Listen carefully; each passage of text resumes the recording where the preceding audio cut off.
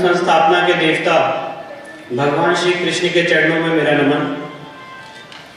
मेरे गुरु परात्पर गुरु डॉक्टर जयंत बालाजी आठवले के चरणों में मेरा नमन। मेरे गुरु समान मेरे पिताजी माननीय हरिशंकर जैन जी को मेरा नमन। सम्माननीय मंच माननीय Pushpendra ji, general G D Bakshi, colonel RSN Singh, Pawan Sinha ji, मंच पे विराजमान सारे सम्मानित व्यक्ति, मेरे समक्ष बैठे मेरे सीनियर्स, मेरे भाई, मेरे बहन, आप सबको मेरा बहुत बहुत नमस्कार। और आज अपनी बात शुरू करने से पहले मैं सबसे पहले इस मंच का बहुत धन्यवाद देना चाहता हूं जिसने मुझ जैसे युवा को ये अवसर दिया कि मैं आपके सामने आके अपनी बात रखूं, क्योंकि जो यहाँ पे सम्मानित मंच है, मैं ऐसा महसूस करता हूं कि मैं वहां पे बैठने के भी काबिल नहीं हूं, पर माननीय पुष्पेंद्र जी ने मुझे ये अवसर दिया कि मैं इनके साथ डायस शेयर करूं। और इसके लिए मैं सेव इंडिया फाउंडेशन का बहुत बहुत धन्यवाद करता हूं, शुक्रगुजार हूं कि उन्होंने मुझे ये अवसर दिया। अब आज का जो मुद्दा है उस पर आने से पहले मैं आपको कुछ बातें बताना चाहता हूं, और ये बातें बताने का पर्पज आपको ये नहीं है कि हमने क्या किया, इसमें मैं का भाव नहीं है।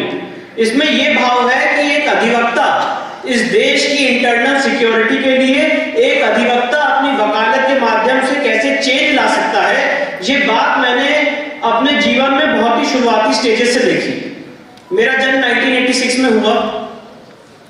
6 दिसंबर 92 को बाबरी मस्जिद का विध्वंस हुआ।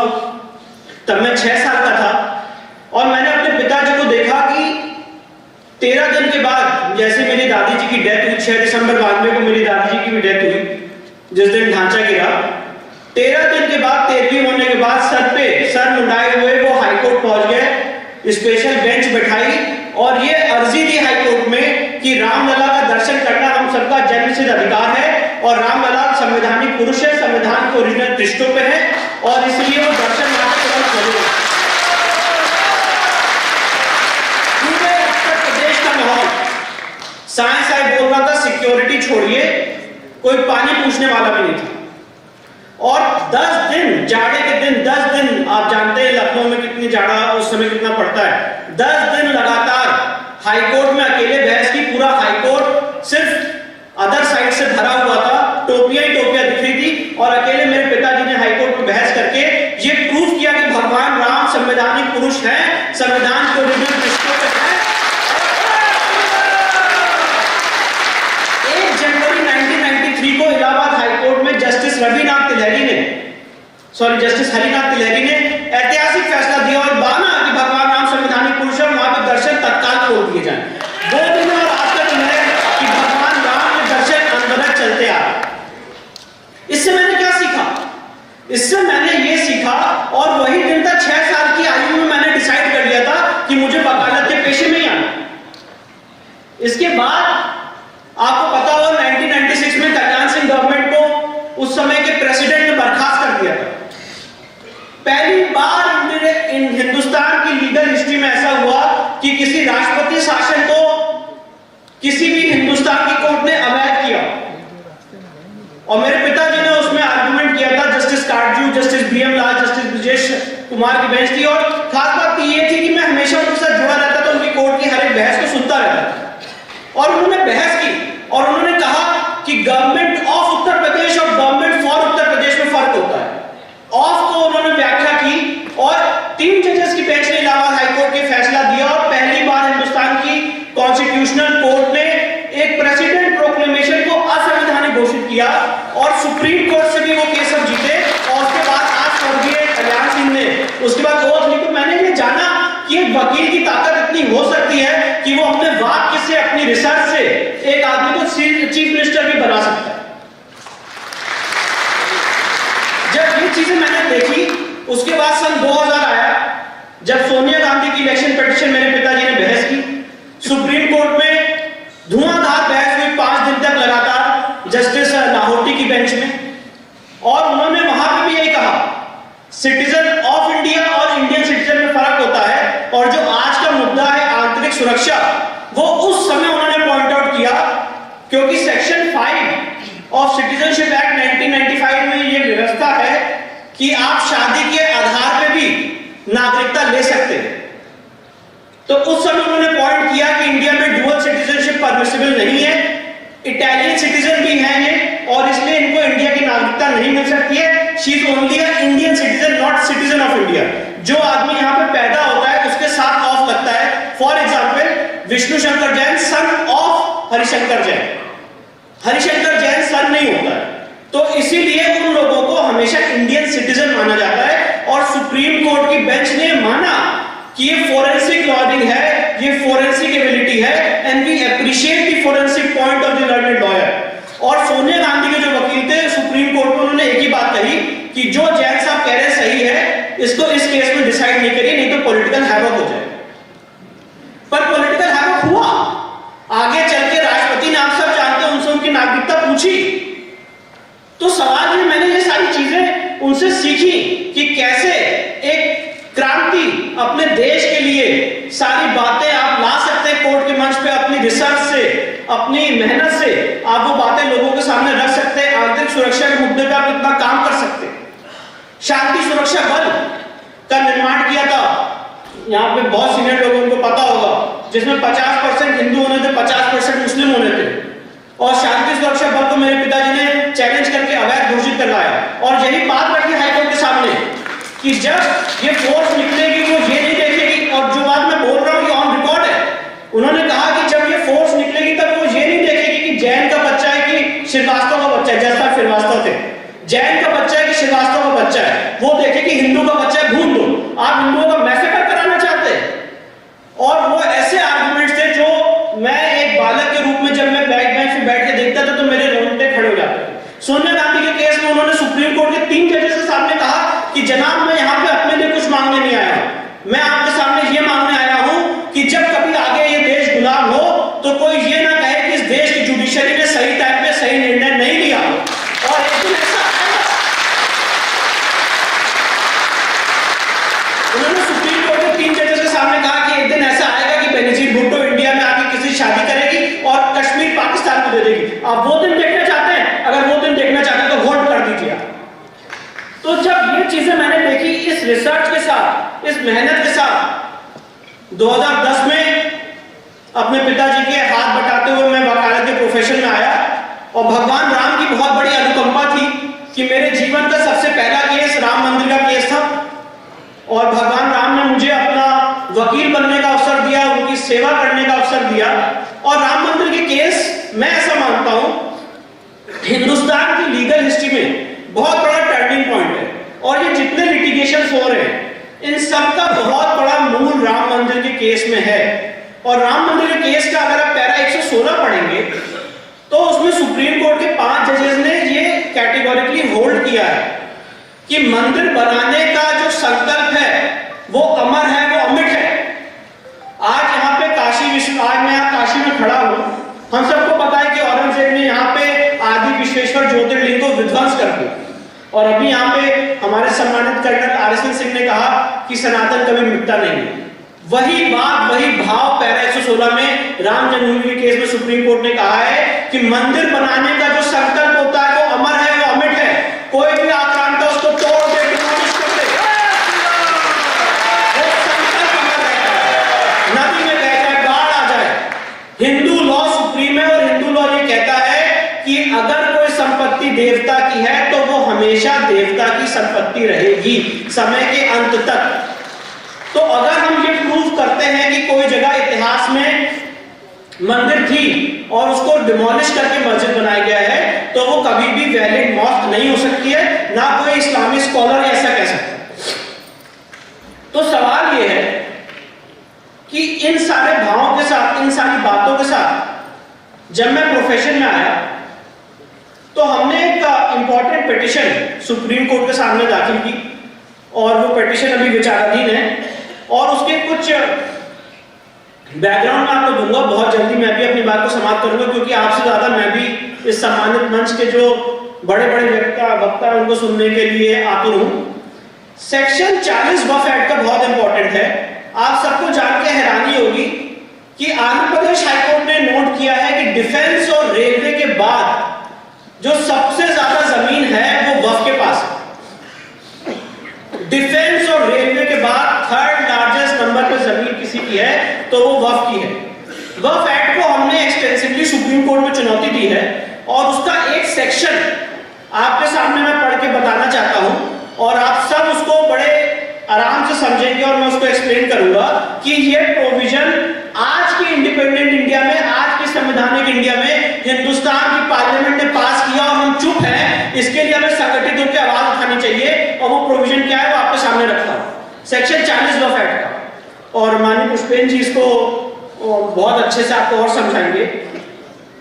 इसमें वक्फ बोर्ड को पावर दी है, where the board has any reason to believe that any property of any trust or society registered in pursuance of the Indian Trust Act 1882 or under the Society Registration Act 1860 or under any other act is a Waqf property.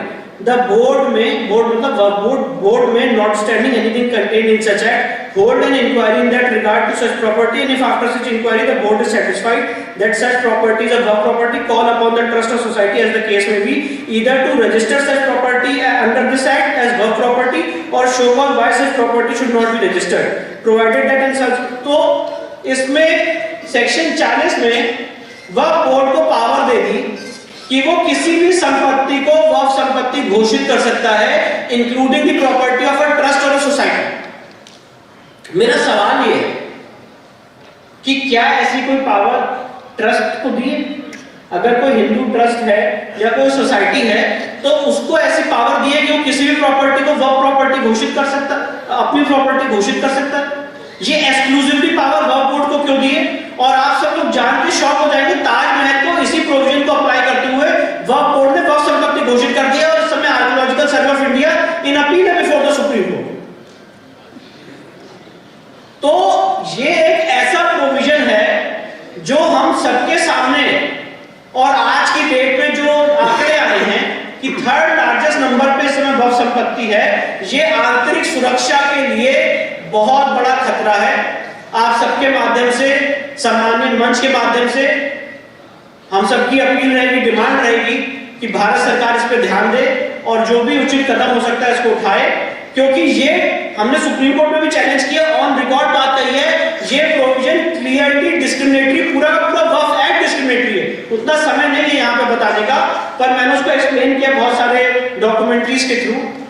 Waqf act पूरा का पूरा discriminatory है और अगर आप वक्फ act को compare करेंगे places of worship act 1991 से तो आप जान के और शॉक हो जाएंगे। इस 4 साल के अंतराल में नरसिम्हा राव सरकार ने 2 एक्ट पास किए हैं, प्लेसेस ऑफ वर्शिप एक्ट 1991 और वक्फ एक्ट 1995। और दोनों एक्ट आप देखेंगे कि जब हिंदू जनमानस चुप होता है, जब हिंदू जनमानस अपने राइट्स को नहीं जानता है, तो किस तरह हमारे देश में हमारे पार्लियामेंट ऐसे कानून पास कर सकती है। और आज हम 20 साल बाद 30 साल बाद उसके चेक रहे हैं कि हाँ ऐसा हो गया है। अब उसको अंडू करने में हमें कितना समय लगेगा, कितने संगठन की शक्तियां लगेंगी।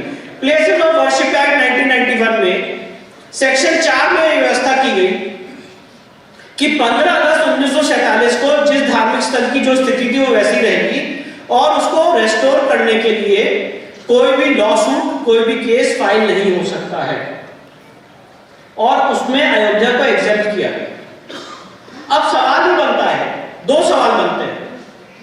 आपने अब इसको जो मैंने वक्फ एक्ट की बात बताई इससे जरा कंपेयर करिएगा।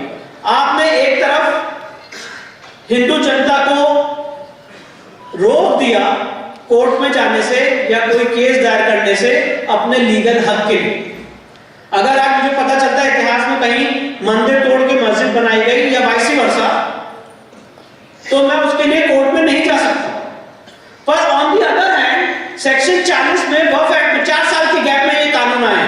On the other hand section 40 में वक्फ एक्ट में आपने उनको ये पावर दी कि वो किसी भी संपत्ति को वक्फ संपत्ति घोषित कर सकते हैं। अगर आपकी संपत्ति को वक्फ संपत्ति घोषित करते तो आप कोर्ट में केस लड़िए। पहले आप वक्फ ट्राइब्यूनल जाइए, उसके बाद आप हाई कोर्ट जाइए, उसके बाद आप सुप्रीम कोर्ट जाइए। तो एक तरफ ये कौन सा कानून इस देश की पार्लियामेंट ने पास किया है कि एक तरफ तो आपने लोगों की मुंह बंद करने का काम किया। आज कोई आदमी अपनी बात अगर रेस करना चाहता है तो कैसे रेस करेगा? या तो सड़कों पे धरना देगा, किसान आंदोलन की तरह रोड ब्लॉक करेगा जो असंवैधानिक है, और अगर संवैधानिक उसके पास कोई हथियार है तो वो है अपनी बात कोर्ट में कहने का। तो आपने 1991 में ये कह दिया कि मंदिर मस्जिद का कोई भी जो विवाद है उसके लिए आप कोर्ट नहीं जा सकते हैं, वो ऐसे ही रहेगा, सिर्फ अयोध्या को एग्जेम्प्ट किया। और दूसरी तरफ वह कोर्ट को आपने पूरी पावर्स दे दी कि वो किसी भी संपत्ति को वक्फ संपत्ति घोषित करे और उनके लिए सारी लीगल रेमेडीज खुली हुई। तो सवाल यह बनता है कि इस तरह से अगर कोई भी पार्लियामेंट इस देश की बहुसंख्यक समाज की आवाज को दबाने का काम करेगा, कुचलने का काम करेगा, तो अब समय आ गया है कि हम सब संगठित होकर इस सम्मानीय मंच के मार्गदर्शन में ये सारी बातें सुप्रीम कोर्ट में, हाई कोर्ट में, अलग अलग जगह उठाएंगे। और फर्क इससे नहीं पड़ता है कि हम केस जीते कि हारे, फर्क इससे पड़ता है कि हम कितनी ज्यादा जन चेतना पैदा कर सकते हैं। माननीय पुष्पेंद्र जी हमेशा अपने भाषणों में कहते रहते हैं, जब भी मैं सुनता हूं मेरे हमेशा मुझे रोमांच हो जाता है। वो कहते हैं समाज को जागृत होना पड़ेगा, अपने अधिकारों के लिए समाज को जागृत होना पड़ेगा। सरकारें आएंगी जाएंगी, पर समाज को अपने अधिकारों के लिए आगे बढ़ के आना पड़ेगा, ये इंपॉर्टेंट बात है। और इसीलिए मैंने आपके सामने Waqf act, places of worship act को रखा। इसको आप लोग भी देखें, इसका आप लोग भी विरोध करें, ट्विटर, इंस्टाग्राम, यूट्यूब, जिसके भी माध्यम से हो सकता है। और एक बात और कहना चाहता हूं और उसके बाद मैं अपनी बात को समाप्त करूंगा। अभी मेरे इंट्रोडक्शन में ये कहा जा रहा था कि हिंदू राष्ट्र में तत्पर हूं। मुझे तो डर लगने लग गया है हिंदू राष्ट्र की बात करते हुए। और पता है मैं आपसे ये बात क्यों शेयर कर रहा हूं? अभी मैं एक बेल एप्लीकेशन लड़ रहा हूं जो दिल्ली में जंतर मंतर में नारे लगाए गए। उसमें एक व्यक्ति ने हिंदू राष्ट्र की मांग रखी, ना वो नारे में था जो 5 बजे नारे लगाए गए, वो उस नारे में नहीं थे। कार्यक्रम 10 बजे चालू हुआ, 12 बजे खत्म हो गया। उन्होंने 2 बजे इंटरव्यू दिया, मीडिया वालों ने उनसे पूछा कि क्या ये देश हिंदू राष्ट्र घोषित हो जाएगा? उन्होंने कहा हाँ, ये देश हिंदू राष्ट्र घोषित हो जाएगा। और उस आधार पर उनको अरेस्ट किया गया। अभी दिल्ली हाईकोर्ट में उनकी बेल एप्लीकेशन लगी थी और मैंने उस बेल एप्लीकेशन में हाईकोर्ट के सामने कहा कि अगर हिंदू राष्ट्र की बात करना 153A के तहत ऑफेंस है तो आप मेरे क्लाइंट की बेल एप्लीकेशन रिजेक्ट कर दीजिए। अगर हिंदू राष्ट्र की बात करना 153A के तहत ऑफेंस है तो आप रिजेक्ट कर दीजिए और सिर्फ मेरा क्लाइंट जेल नहीं जाए, मैं भी जेल जाने के लिए तैयार हूं। की बेल एप्लीकेशन रिजेक्ट होती है, यही बात सुप्रीम कोर्ट में भी कहूंगा और सुप्रीम कोर्ट में कहूंगा कि मुझे यही से अरेस्ट करके जेल भेज दीजिए, क्योंकि हिंदू राष्ट्र की बात सिर्फ मैं नहीं कर रहा हूं, इस देश का बहुसंख्यक समाज चाहता है कि हिंदू राष्ट्र बने।